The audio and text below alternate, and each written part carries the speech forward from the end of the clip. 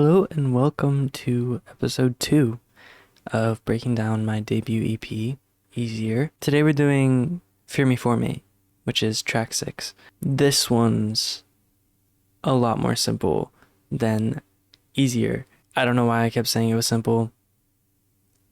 This one's actually a lot more simple. Way less tracks. Anyways, let's get started. Starting with the drums. These sound a little bit different than the final recording. I don't have the final tracks for them. We've got a lot of cool stuff here. We've got the kick, we've got the kick sample, we've got the snare, we've got the snare sample, we've got the side stick, the hi-hat, toms, broom, overhead. Then over here we have this cool chaos thing that was like a last minute production thing that I ended up wanting to do. But when the drums come in, they're very, I wouldn't say thin, but the snare is a bit thin and roomy. Here there's like some cool guitar stuff going on. The song is mostly guitars, vocals, and drums, and bass. Then we move into the second verse, which is the side stick comes in. A lot of snare bottom, which I wanted. I love the way snare bottom sound.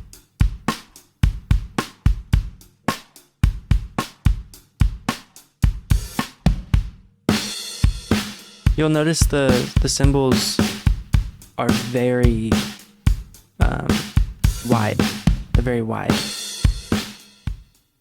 That's kind of it for we call it the fake chorus, where the solos are, second verse, second chorus. Then we go into the bridge, and there's this mostly tom.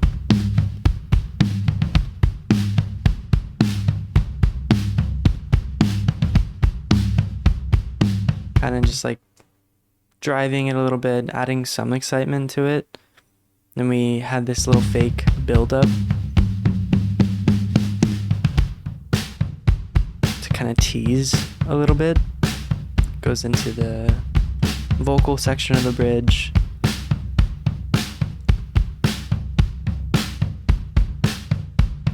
Over here we've got when the full band comes back in.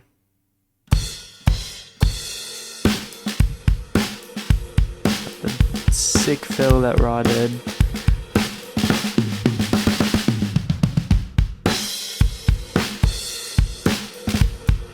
And then throughout the rest of it, kind of just the same groove during the solo, during the outro vocals. Then before the drums cut out, we added this riser called the chaos, outro chaos. It's basically just a bunch of reverbs and delays that we put on the drum bus.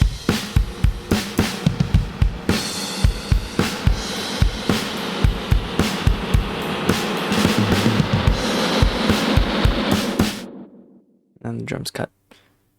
But that's just to add to this section.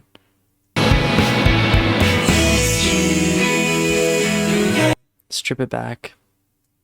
I love that. I think that was one of the coolest production things that I've done. The bass is not simple. It's simple in the verses. We kind of start with this just single drone.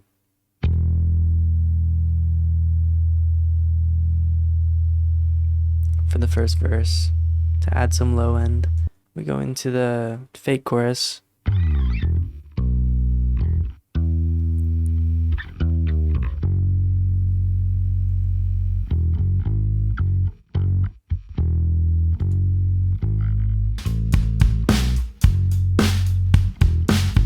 The bass is mostly low end. The drums took up so much space, and there's so much space taken up by the guitars as well that we couldn't really fit the bass in, so we kept it mostly low end.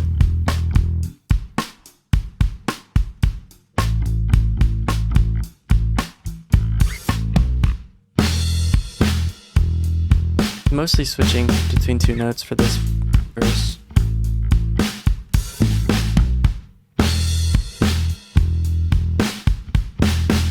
Then we switch into the chorus.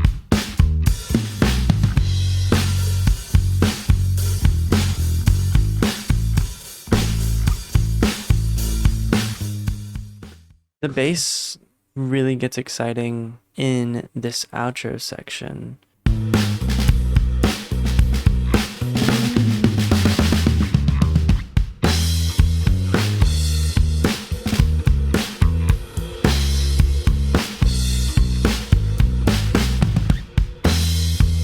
And originally, Kalani came up with these parts as we were composing the song as a band.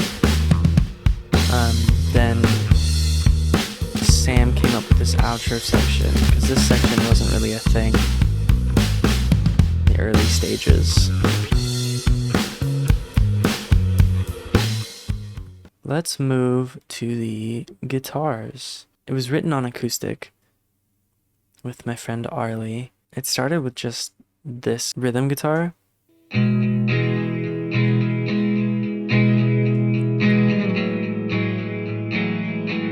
Kind of switching between the two chords.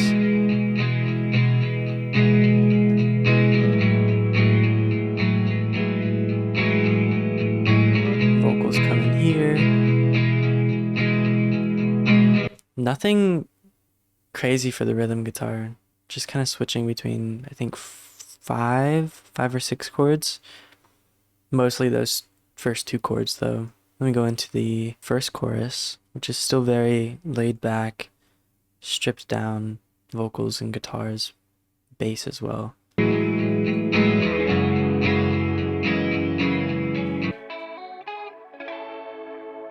Sam came up with most of these guitar parts, the leads.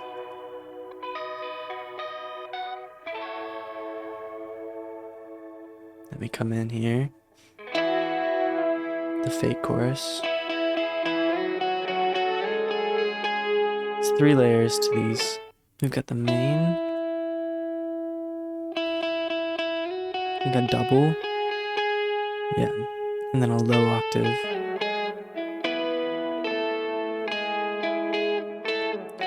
And going on with that, we have this, we call it the fake slide guitar. Sam had this really cool like reverse effect set up on his pedal board, and it had the slide effect, so we kind of kept it as that, the fake slide.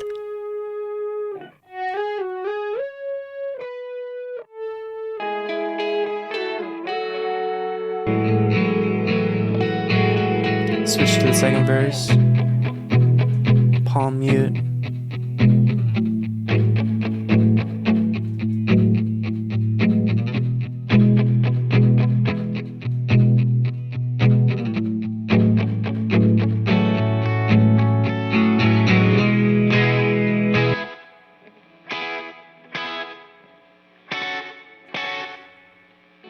Really cool tones here as we go into the second chorus.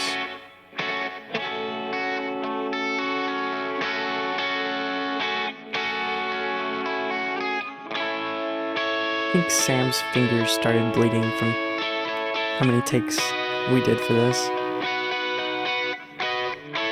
So everything's doubled and switching up depending on the side. The rhythm kind of changes into this different chord progression, and that's played throughout the rest of the song.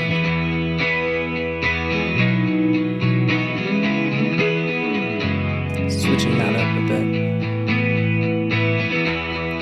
Let me add these.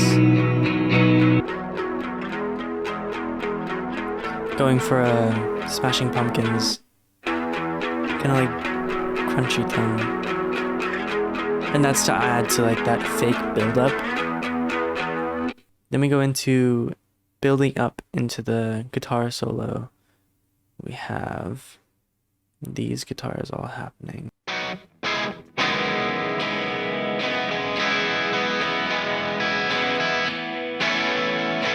And solo.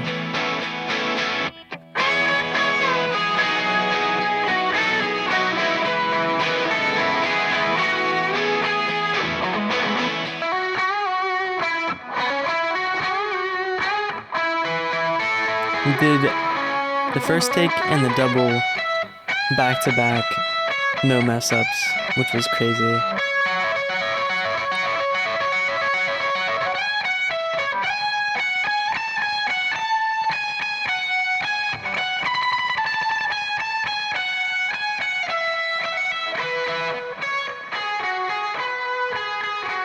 It gets drowned out. And it comes back.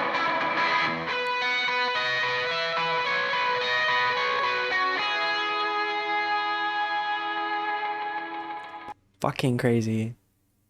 Crazy.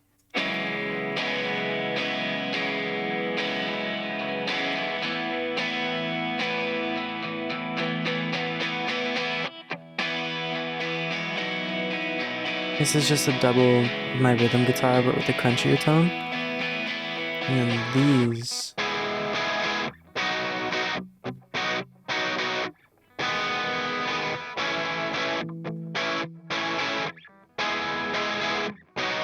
Kind of just going throughout.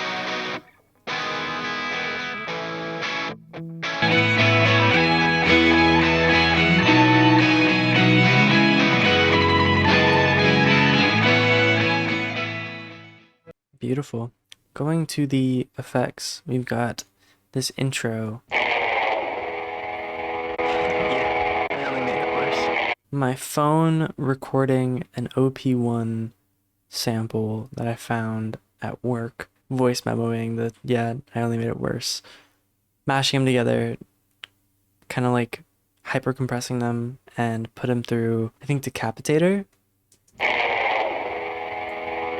Just to get that like radio-esque kind of sound. Over here with the bass, we have this riser happening in the first verse.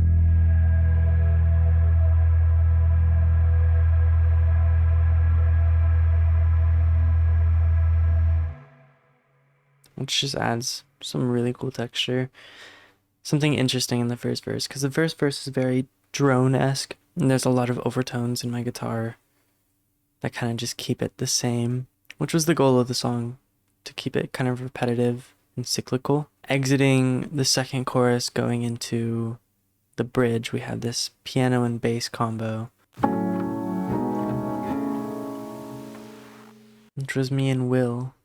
Then into the bridge, we have this sub drop that is very minor. You can't really hear it, mostly just feel it.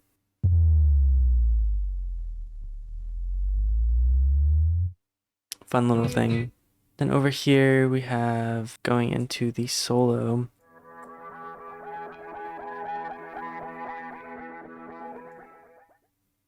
Just rising as right before the full band comes back in. Alright, vocals. Same vocals throughout the entire thing until the outro. It's just a triple. One down the center, two, think 30-30. Fear me again. Same routine. Just switched up the ordering.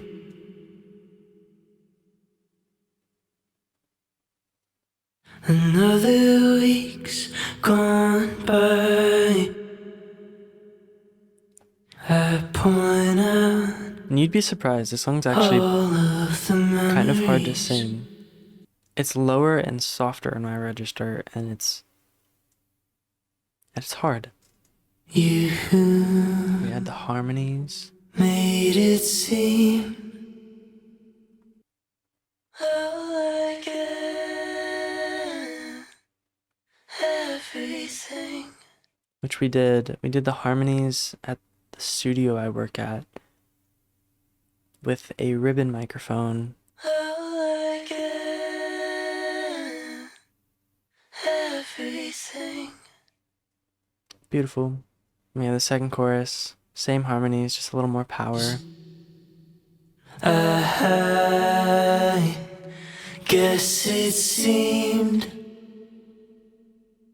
like everything weighs the same, no, it's all the same to me. Kind of let my voice go there, just to add sadness, just to add some sadness. And over here we got the bridge vocals. Unfortunately, I have it with Same me. triple, same processing, same. Heaviness They're a lot more wet than I remembered, to be and honest, but they peace. sound good. We have the harmony. Unfortunately, I know how it seems. This section here was very inspired by Triple Dog Dare by Lucy Dacus. I think I recorded this right after that album initially came out, and I was just like, we have to do that harmony. We have to. Unfortunately, I. Then we go to the outro. There's not many vocal effects on this entire song. Very dry, stripped back. We have this main section, which is just me. I know what I said. Then we added Kulani for the higher. With you.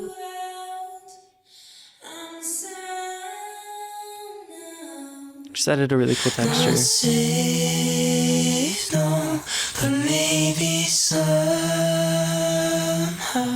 That's it. We'll play this second verse to kind of show you everything together. For me, it's the same routine, just a little more self-loathing. Cut the corners off my teeth, spare me the irony, dissolve the boundaries.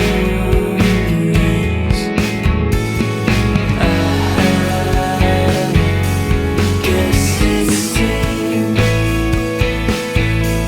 all I get, everything weighs the same, no, it's all the same.